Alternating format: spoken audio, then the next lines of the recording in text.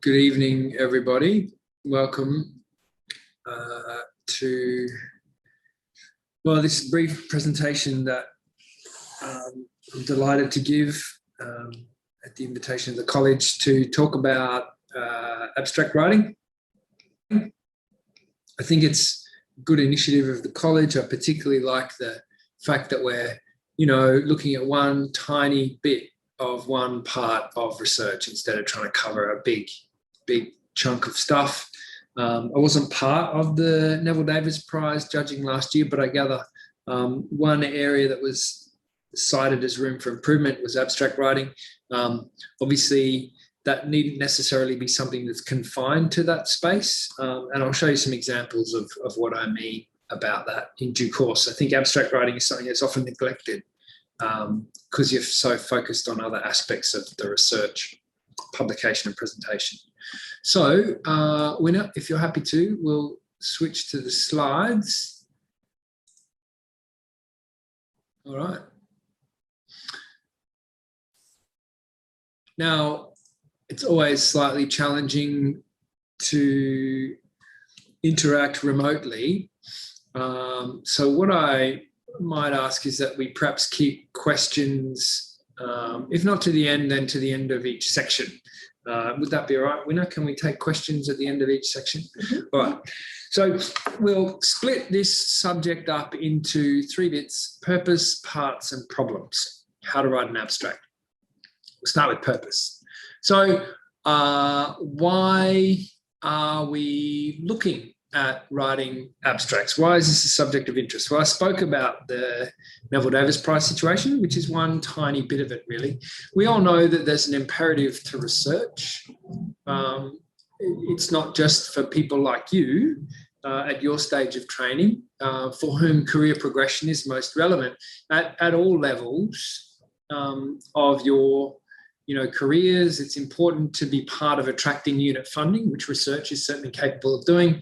Research will supplement high quality clinical care. And let's face it, some people need research to justify their existence. So generating high quality research is somewhat important.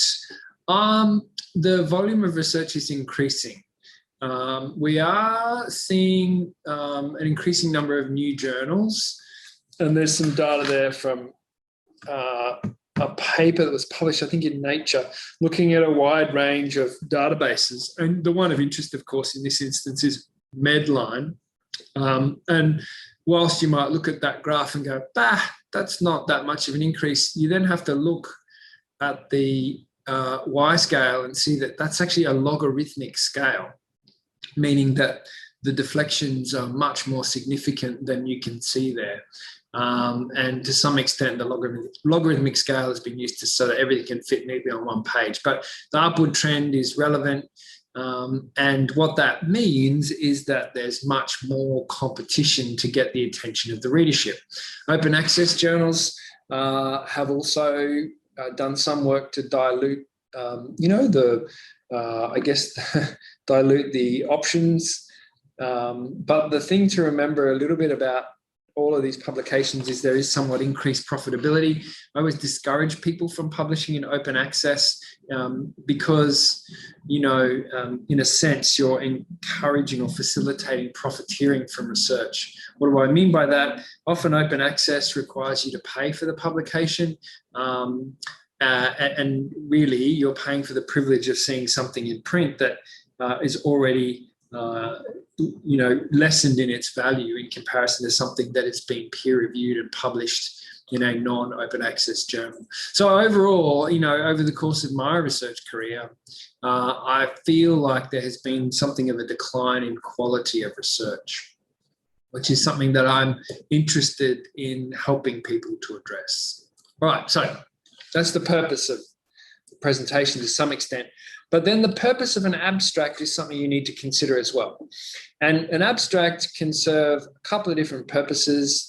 Broadly speaking, you may be writing and submitting an abstract to a conference, right? So that you maybe try to give yourself the opportunity to present your research. And doing that will help you out with your career progression, obviously. So to do that, your abstract needs to stand out. It stands out by being topical, by being easy or pleasant to read, but at the same time short and sharp. And so your abstract for a conference presentation needs to stand out, more so than it might for a publication. And this is because you are basically trying to convince the section convener to grant you an oral presentation over a poster presentation, because an oral presentation, as we all know, is worth many more CV points. And not only that, it's worth more points per unit time invested in the project. So in order to facilitate this, whilst your research course may already be set, you can improve your chances by being selective about the conference that you submit your abstract to, aligning your work to the conference theme, which is something you should really be trying to do anyway, and where possible, complement what the invited speaker is going to be talking about. The other reason to put some effort into your abstract is that it may, in and of itself, be published in conference proceedings, and that means that it will be referenceable using standard, search engines. Again, there sometimes, depending on the conference, is a cost involved in having your abstract published. So just watch out for that. But we've all seen, in one of the recent issues of the ANZ Journal of Surgery, not so much the conference proceedings, but certainly all the abstracts for oral presentations were published and are referenceable. So the second application, or the second, forum to which you might prepare and submit an abstract is for publication. So in this scenario, your abstract is part of an overall manuscript. Now, the abstract in and of itself won't necessarily determine publishability, because the reviewer is considering not just your abstract, but the whole manuscript. But it will be scrutinized by the reviewer and can therefore be a source of irritation to the reviewer. It is part of the review pro forma. Some of you may have seen this. On the right-hand side is a snapshot of the AJOPS Reviewers Guide. And as you can see there, about a third of the way down, abstract. Is the abstract adequate? It's a fairly broad question, and there are some specific ways in which an abstract may or may not be adequate that we'll talk about shortly. But the point here is that it's definitely something that is considered by reviewers. So don't think, I've got a great paper, it's okay that I've got a crap abstract. That doesn't necessarily work. But there's another function here, and that is your abstract in the publication space needs to catch the eye of the readership. It should draw in the interested reader, but almost as importantly, it should repel the disinterested one. So someone who's not interested in your subject matter should be able to appreciate from fairly early on that this is not really something that they're interested in reading. All right, so don't mislead people because it leads to irritation. So this is especially important and relevant when you're submitting your manuscript with abstract to multi-specialty journals or multi-subspecialty journals. And the ANZ Journal is a great example of that. The Australian Journal of Plastic Surgery is another one where they're trying to cover, a lot of territory in their publication and appeal to a broad readership. Right. So whether there's some common themes here, which we'll look at next, whether you are writing an abstract for a conference presentation or whether you're writing one for a publication, it's important that your abstract can stand alone. In other words, someone should be able to read your abstract and get a pretty comprehensive idea of what you're on about. It should conform to the guidelines that in the conference call for abstracts or the guidelines for authors demands, and you have to pay close attention to that. It should capture the attention of whoever's reading it, whether it's a section convener of a conference or whether it's a reader of the journal, and it should accurately represent the key findings. That's an important point. Not all the findings, because you can't cover everything in your abstract, the key findings, and we'll talk about what they are in just a moment. Right, so we can look next at the sections of an abstract. Shall I take some questions, Winner? Does anyone have any questions? I'll just take a moment to introduce on my right-hand side my good friend and colleague, Raja Sawhney, who has an interest in this subject matter himself as a consumer of research literature. So he has a very good understanding of what's relevant and what isn't, as opposed to a pure academic who might be more interested in what they can and can't prove. Right, so in the absence of questions, we might kick on. So you'll notice there when I've written the section subheadings that things seem to be a little bit out of order. That's done really quite deliberately. And in the same way that when you write your manuscript, you should write things in a certain order. When you write the abstract, you should write them in the same order. And I encourage you to write methods first, then results, then the introduction, and then the conclusion. We'll have a look at why that is. In the methods, the first and most important thing, and we're going to spend a bit of time on this, apologies in advance, is to know your study type. This is really important. There's a number of ways of looking at study type, and some of them can become quite complex and confusing. But if we just take a step back and look at broad brushstrokes, your study type may be a short communication. Generally, there wouldn't be a massive need for a great abstract in that setting, so we won't spend very much time on that. The other, and I say other before we talk about original articles, because sometimes they will sit in the journal before you get to the original articles. Book reviews, editorials, meeting abstracts, that we've spoken about meeting abstracts. Editorials, yeah, generally there's a need to write a short abstract, but you're probably a pretty good researcher by the time you're being asked to write an editorial. You have quite a bit of experience, not just writing abstracts, but reviewing them also. So we're really going to focus on original articles. And they can be split broadly into low research and high research. And as you can see from the graph on the right, there's some excellent work done by John Hall. I think he's the current editor of the ANZ Journal of Surgery. He looked at like 12,000 papers over a period of time submitted to the ANZ Journal. 65% of what was published was original articles. So worth paying attention to that. So why do we care about knowing your study type? Because the specifics of how the abstract is written will become a function of your study type. I mean, that aside, you really should know what your study type is, maybe before you even conduct the research, let alone by the time you come to write your abstract. All right, so what we're going to do is just flick through very quickly some study types. The abstracts here are noteworthy only insofar as they are all absolutely perfect because they were written and reviewed by me. So this is all my work. We'll look at some crap abstracts shortly, I promise, but these are all perfect. Case report, that was an interesting paper. As you can see, the case report for this particular journal didn't demand that it conform to any particular format of subheadings, and that's okay. That will sometimes happen. But you should still, when you're writing it, address points in the usual fashion. Case report abstracts is usually not a big requirement for them to be complex. Other types of lower research we'll now have a look at, but when you're differentiating one type of lower research from another, consider the viewpoint of the study. So a retrospective study, as the name suggests, means that the events were documented, the events that you're studying were documented before any awareness that an evaluation was going to occur. There are various pros and cons for that. And there's an example of a study that I did that was a retrospective style study.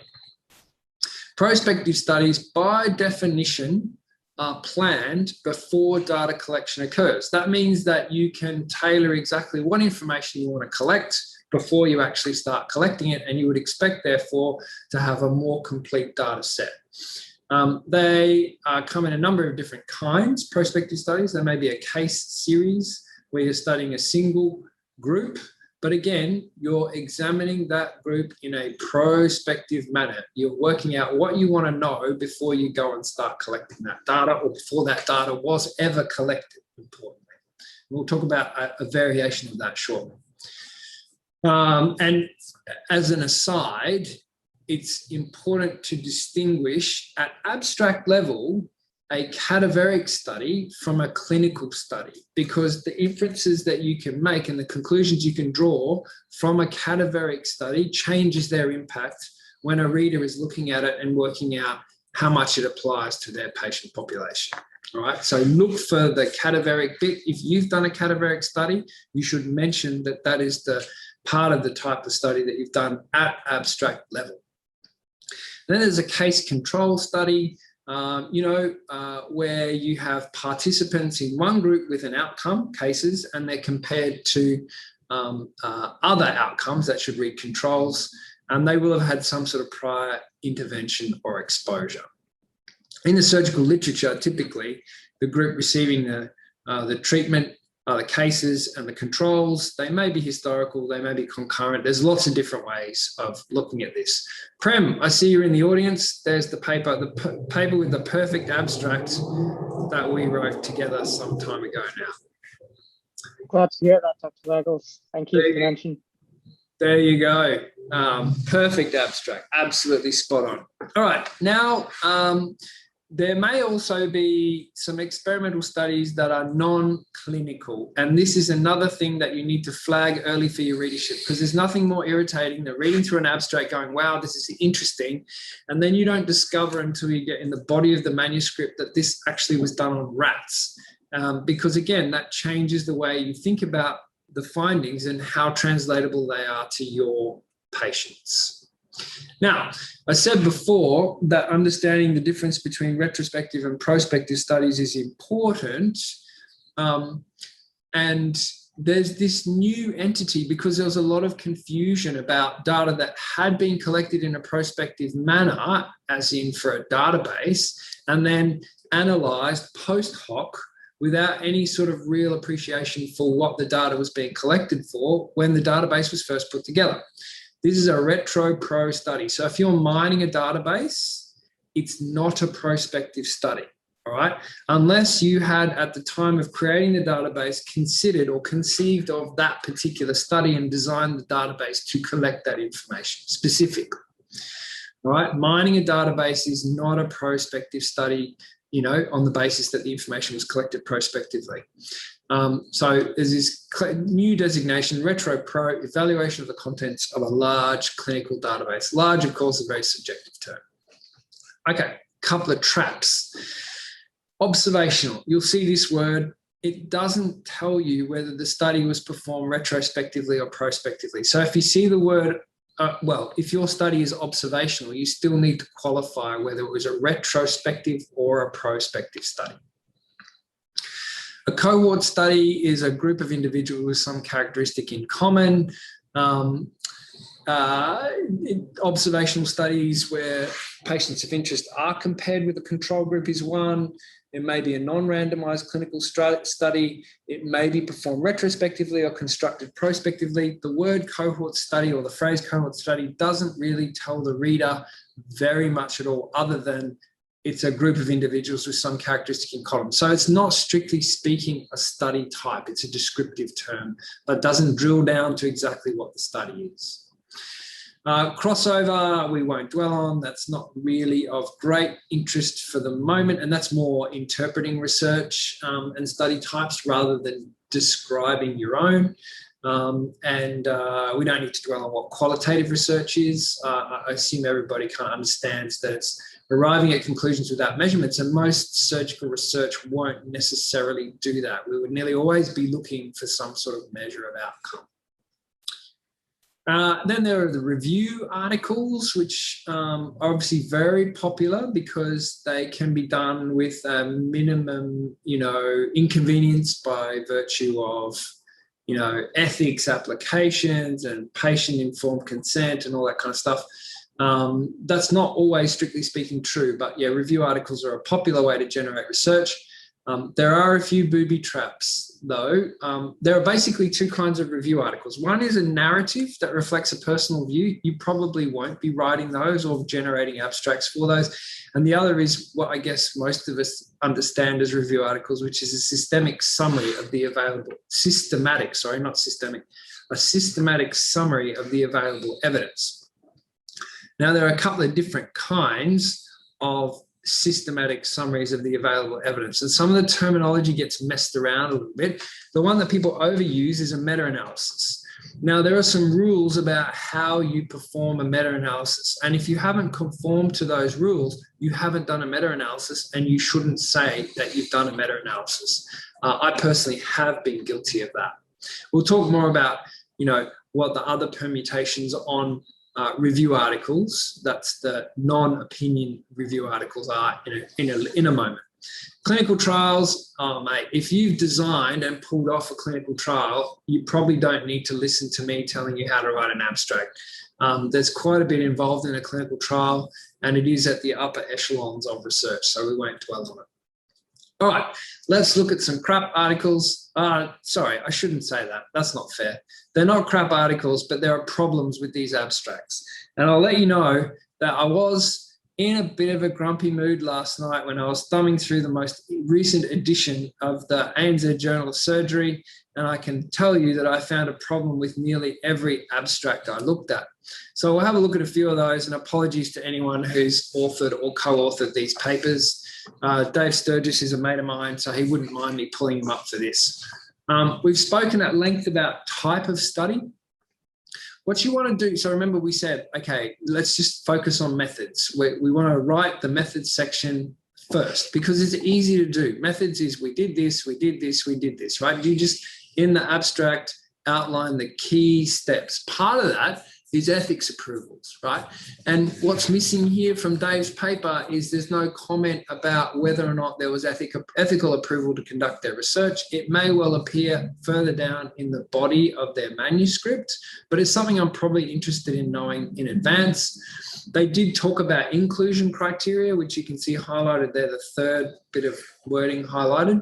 No real comment about exclusion criteria. And this study looking at the effect of the pandemic on elective and emergency surgery provision, like you would expect to have some pretty robust measures of that outcome. Like if your primary focus here is the emergency caseload, well, how are you actually measuring that?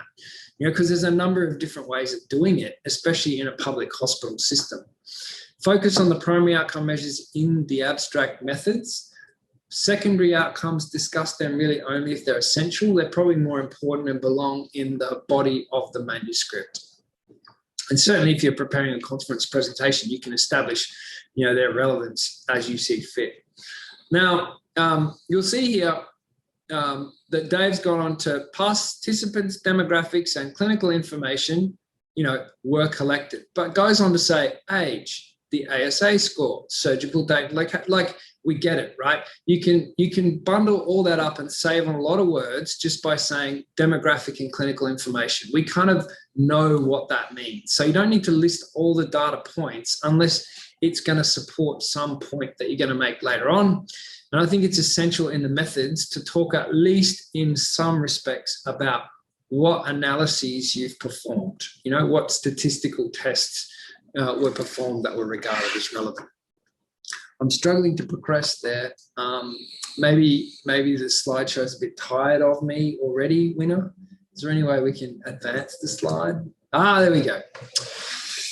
But next you write results because it's almost as easy to write as the methods section. Now, results is raw data with key significance testing. It's not a lot of words. It shouldn't be a lot of words. It should not contain any methodological information. And you want to focus in the abstract on the results that support the conclusions that you ultimately want to make in the conclusion section. So consider the value of descriptive data. This question, does composite repair of giant paraesophageal hernia improve patient outcomes? Well, they felt the need to tell us the mean age was 70 with a range of 49 to 93. Like, okay, sure. Does that matter? Is that really important? We probably could have worked that out from the patient population that's being examined, giant paraesophageal hernia, and there may not be a need to necessarily burn up words describing that information. Essentially, you're doing that just so that you can describe the patient population you're dealing with, and that may be of interest when someone wants to drill down the applicability of this particular study to their patient population. But as you can see, it's a pretty big spread anyway. You don't want to, well, and obviously where there are data points that are directed at analysing confounders when you're comparing two groups, and age would definitely be one of those things. It's not absolutely necessary to include them in the abstract unless they were significantly or impressively different. The results does not exist for you to interpret the data, okay? It's important that you are just reporting raw statistics. I'll show you an example of that a little bit later. This paper didn't really commit that offence, but don't use qualitative language. We said before, so an example of that is quality of life improves significantly across all domains. Well, how do we know that? How was it measured? Are we talking improved in a clinically significant way or a statistically significant way? Like, these are all questions that I'm asking as I'm reading that paragraph. Surgery resulted in resolution of symptoms other than dysphagia, which was incompletely improved. Like, incompletely is very much a qualitative term, and that does not belong in the results section. You can tell a good results section actually just by holding the paper at arm's length in the abstract. And if you can see lots of numbers to the point where it actually puts you off reading it, it's probably a good results section for the purposes of the abstract. So there should be lots of numbers. There's one other thing I'll draw your attention to. 3 significant complications, Clavien-Dindo grade 3 and 4. So the Clavien-Dindo classification is a way of breaking up post-op complications into different degrees of significance, and you can ascribe a numerical value to them. But here we are in the results declaring or defining what a significant complication is, Clavien-Dindo 3 and 4. That does not belong in the results. If you're saying, okay, we ascribe a significant complication to Clavien-Dindo grade 3 and 4, that belongs in the methods, because that's a method you're applying to the interpretation of the results. It's not the results themselves, right? It's tempting, and you'll see this often, methodological information scattered throughout other parts of the abstract. It doesn't belong there. All right, now we come to the introduction. The introduction should flow on from the title and the author list logically, because the first thing people look at is the title. The next is the author list to see if any of their mates have written anything, and then you go straight to the abstract introduction, or the first part of the abstract. In this case, it's background. It doesn't matter. Some people call it introduction, some call it background. So the introduction should contain the key points of your literature review, and this should facilitate you framing the research question and lead to and explain why you've developed the research aim.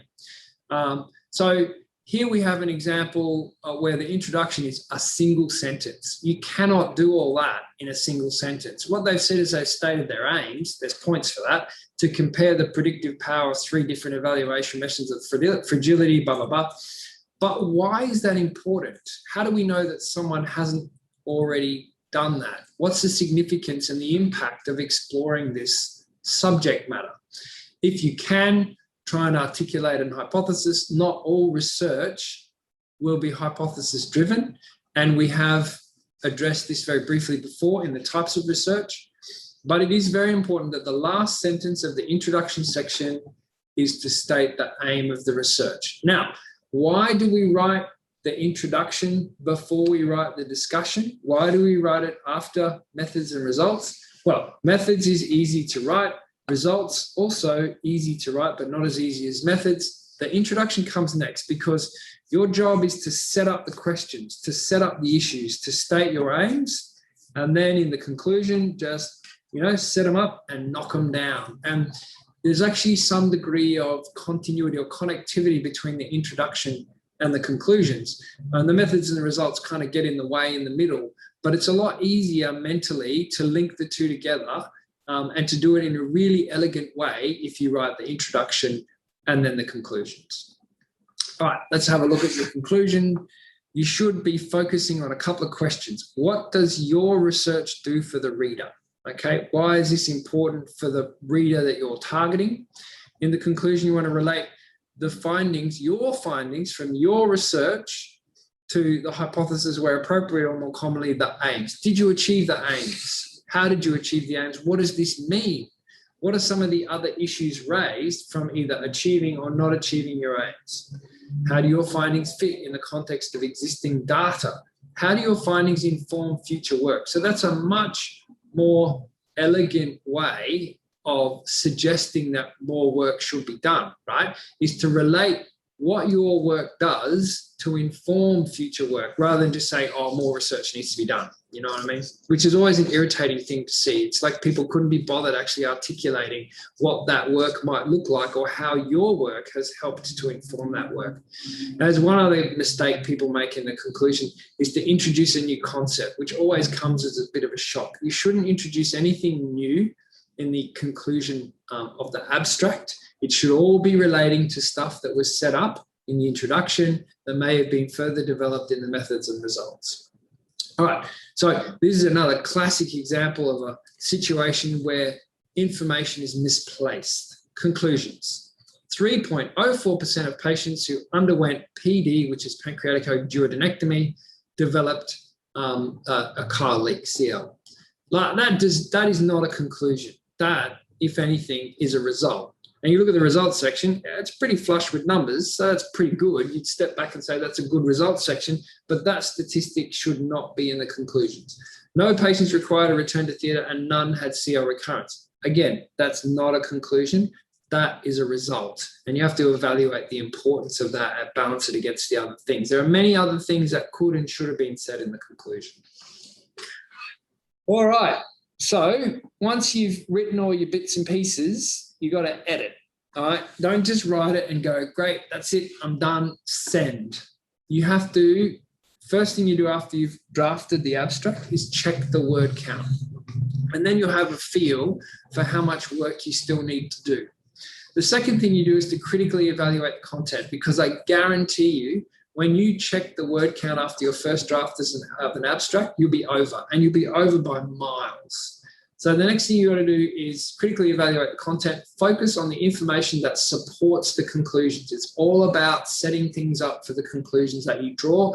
As we said before, descriptive data tends not to support conclusions, or talking about the analysis of descriptive data tends not to do that, which is why it can probably be removed.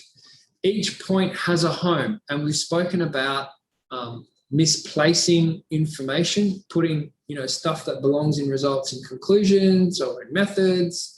So put the information where it belongs and don't be repetitive, because you'll sometimes see things that are mentioned as a result that are then repeated in the conclusion. That's wasting words, and you mustn't do that. The next thing to do, once you've critically evaluated the content, is recheck the word count. And I guarantee you, you'll still be over. The next step is aggressive word reduction. Remove unnecessary words. So in this example here, where they could have edited this particular abstract a little bit better, I mean, overall it's not bad, but there are some things that they could have edited down a little bit. The management of patients presenting with malignant small bowel obstruction, this is the first sentence of the background, by the way, is a challenging paradigm. You don't really, it's not a paradigm. It might be a challenge, but we're not really talking at this stage about a paradigm, which means something completely different. Points for saying what the aim of the systematic review was,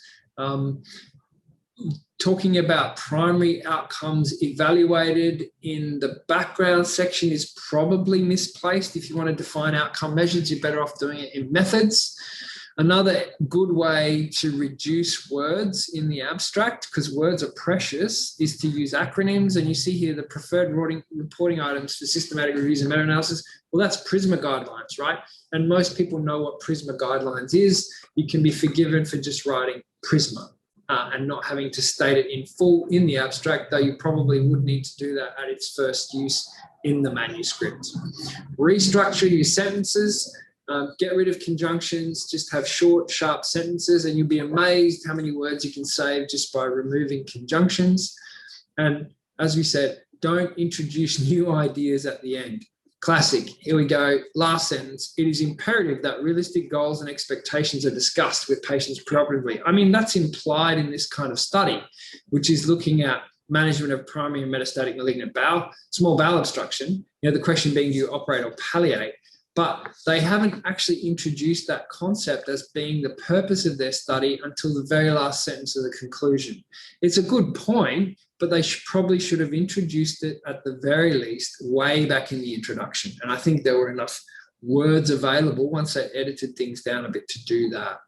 So once you've done your aggressive word reduction, recheck the word count. You may well still be over, and then just don't touch it. Go to bed, sleep on it, have a look at it the next day. If you still can't see any opportunities to reduce words and you're over the word count, phone a friend. Most people would be delighted to have a quick look at your abstract. Any questions? Stunned silence. That's what I like, Raja. I like it. Even I don't have any questions. Well, let's look at troubleshooting. This is the last section, by the way. So for those of you who are getting a bit bored, it's nearly over.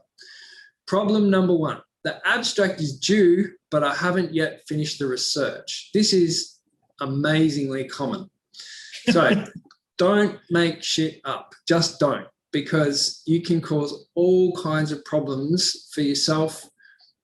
Withdrawing research or withdrawing something that's in print is a very embarrassing thing to have to do. You're better off just, retracting it or not submitting it in the first place, than having to retract it.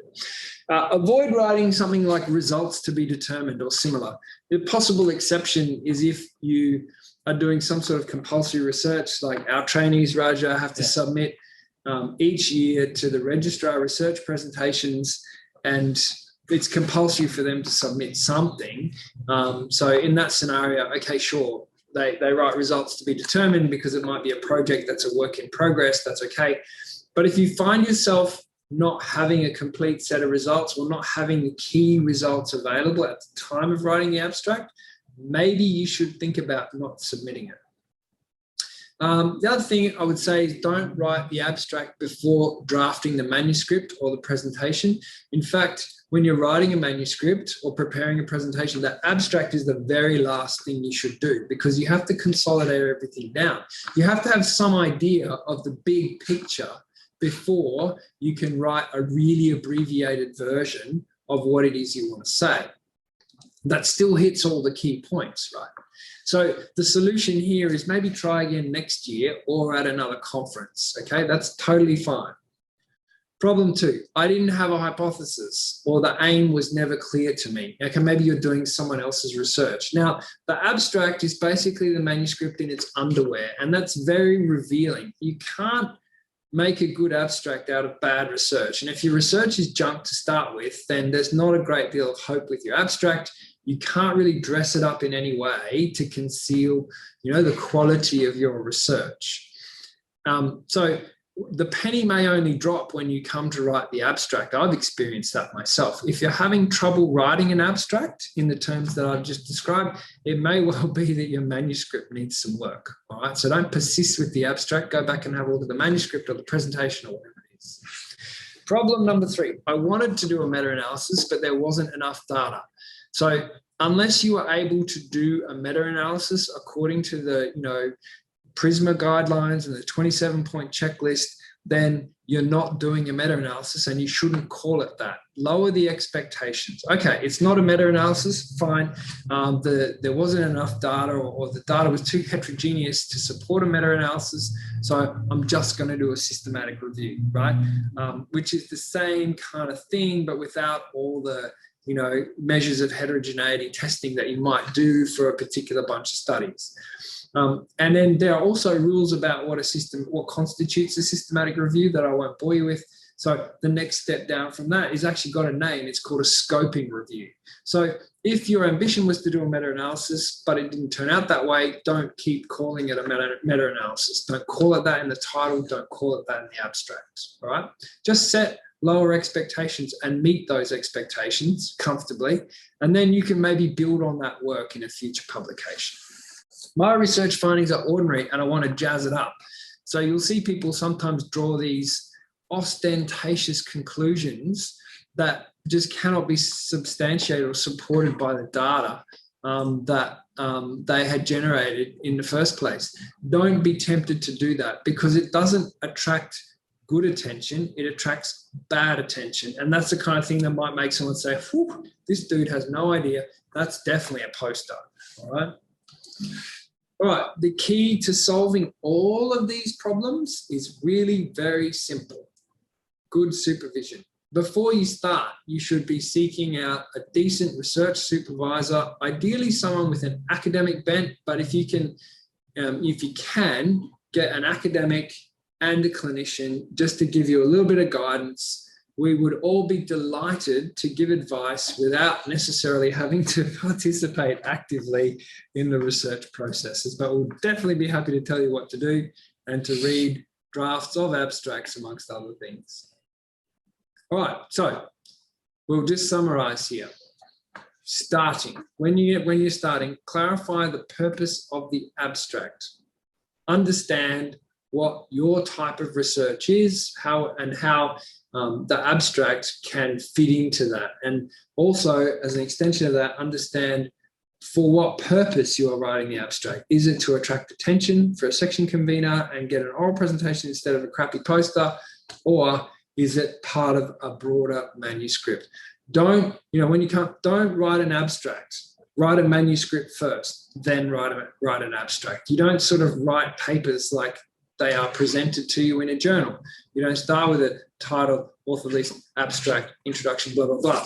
You start with the manuscript before you start writing the abstract, and I guarantee you'll find it much easier to write the abstract. Make sure you conform to the publisher's guidelines. They vary considerably from one journal to the next.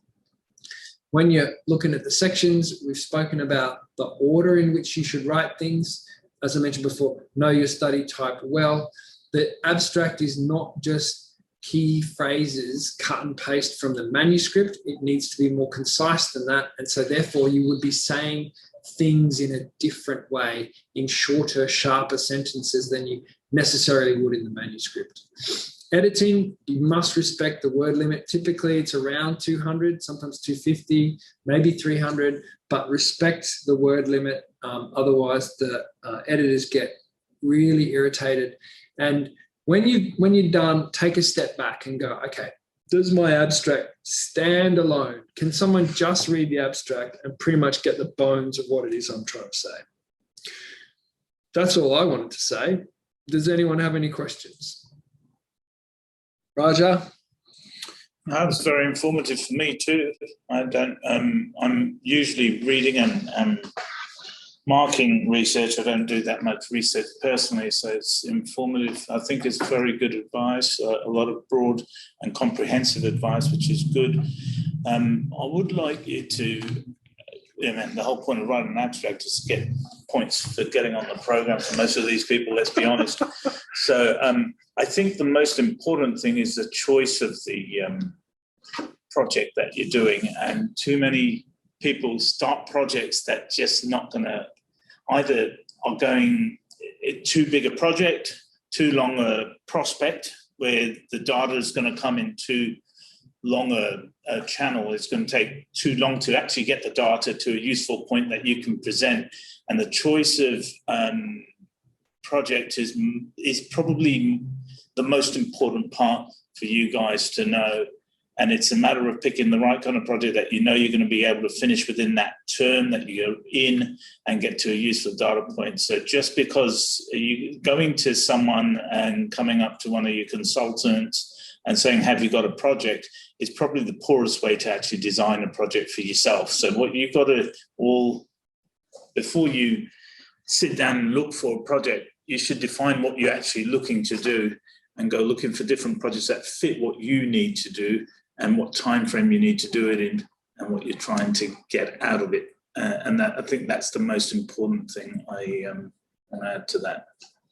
Yeah, I would agree wholeheartedly, Raja. It's a lot easier to set someone on the right course in the first instance than it is to try and patch up something that has, maybe lacked a little bit of perspective or, some idea about how to create efficiencies and timescales and scope, as you say, Raja. So get advice early, and that's not just about the abstract. And that's all about good supervision, as you said. It all comes around in that. Sorry, we've got some more questions there. Krishant, do you want to speak? Research. Is there one higher up? Winner? If you slide the bar up, there's something research. Yes. I won't go. Do you, is there anything higher up? That's it. All right. Okay. Do you have, the question is from Fook Do. Thank you for the question, Fook. Do you have any other resources, book or website to guide more on how to write an abstract or doing research? So the subject of how to conduct research is pretty broad. And so we've just drilled down abstract writing today. I can tell you there are lots of resources on the subject of how to sort of get started in research and how to conduct good research. A number of courses are available through the college.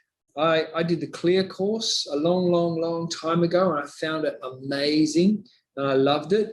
So, you know, obviously the starting point to conducting your own research is to understand how to critically evaluate the literature, so that you kind of get a feel for how to direct and direct your interest in your own research.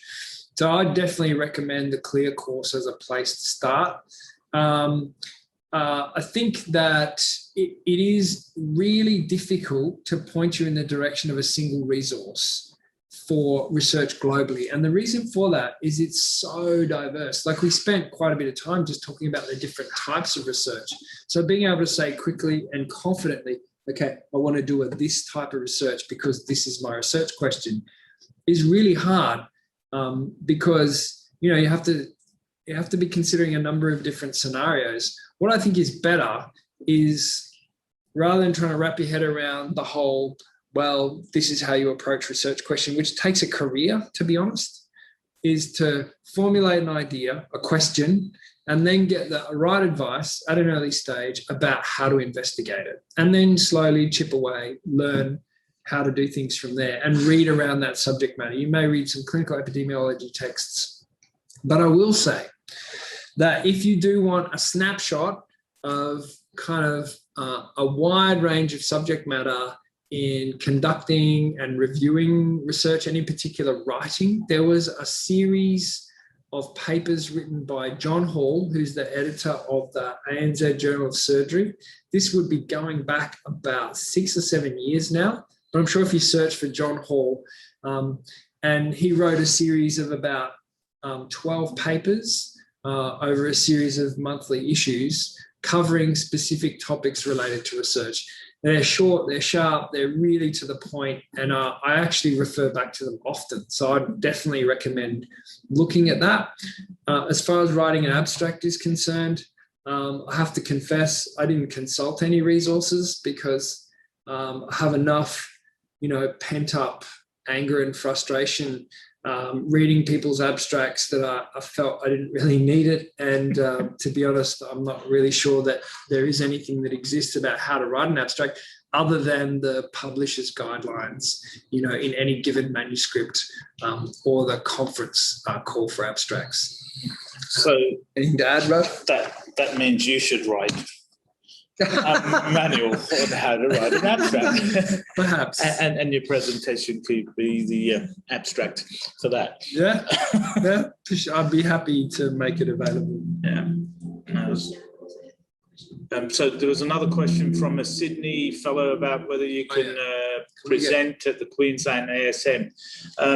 As far as I know, it's open to any person. They don't even need to be from this nation. Anyone who is in our fraternity in a surgical capacity can apply to present. I think at some point we've even had Allied Health even put in abstracts at some point. I'm not sure that we have ever let an allied health person so a certainly a fellow, research fellow is going to have no issue with presenting at Queensland ASM. Krishant, there's no reason why you can't.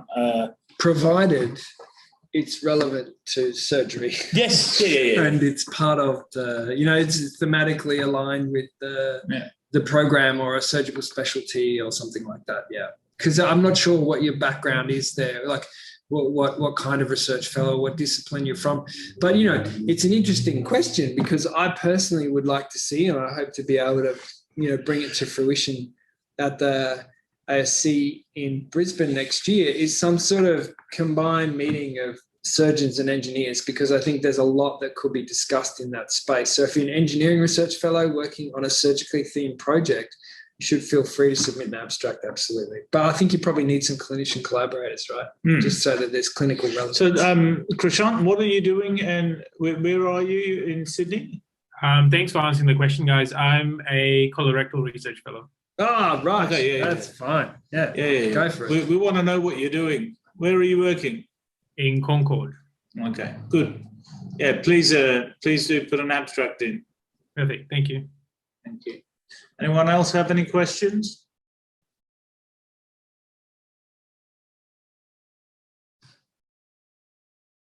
All right. Good. All right. Well, choose wisely and concentrate on not too much research. Good research, not too many things at the same time, and polish up your best thing first. One good project. Yes. That's all you need. Yeah. Great. Thanks, everyone. Take care. Good luck. Thank you.